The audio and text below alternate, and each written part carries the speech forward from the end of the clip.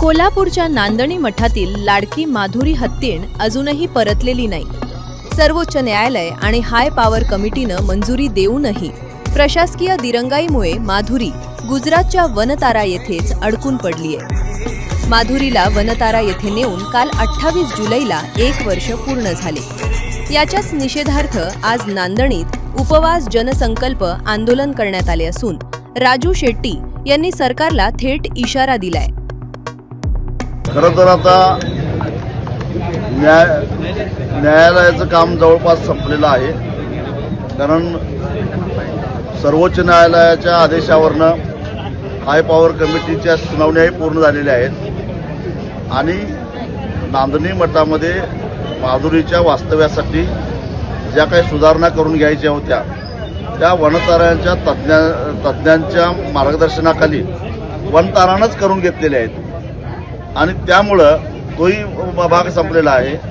आता फक्त high power कमिटीनं नेमलेली जी काही समिती आहे त्या समितीनं नांदणी मठाला भेट द्यायची आहे आणि ती भेट दिल्यानंतर ज्याच्यामध्ये वनताराचाही एक प्रतिनिधी आहे आणि भेट दिल्यानंतर त्याच्या संदर्भातला अहवाल हाय पॉवर कमिटीकडे द्यायचा आहे। दरम्यानच्या काळामध्ये वनतारानं हाय पॉवर कमिटीला कळवलं आहे की माधुरीची तब्येत ठणठणीत आहे आणि ती आदेश आल्याबरोबर लगेच आम्ही नांदणीला पोच करायला तयार आहोत।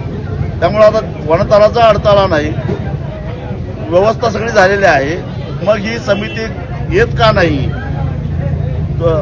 दिलेली मुदत संपली तरी येत नाही, तेव्हा ते समितीनं ताबडतोब यावं, त्याचा अहवाल द्यावा आणि 13 सप्टेंबर ज्या दिवशी लाखो भाविक या ठिकाणी प्रथमाचार्य शांतीसागर महाराजांच्या पुण्यतिथी दिवशी निमित्त येणार आहेत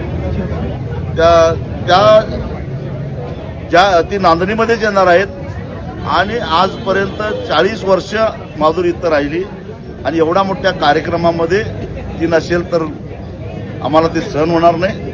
तेव्हा जो काही निर्णय घ्यायचा आहे तो घेऊन 13 सप्टेंबरच्या आत माधुरीला इथं पोच करावं, अन्यथा 13 सप्टेंबरला जमलेले जे भाविक आहेत त्यांच्याबरोबर विचारविनिमय करून आम्ही याचा जाब विचारण्यासाठी मुख्यमंत्र्यांना जाब विचारण्यासाठी म्हणून आम्ही मुंबईला जाऊ।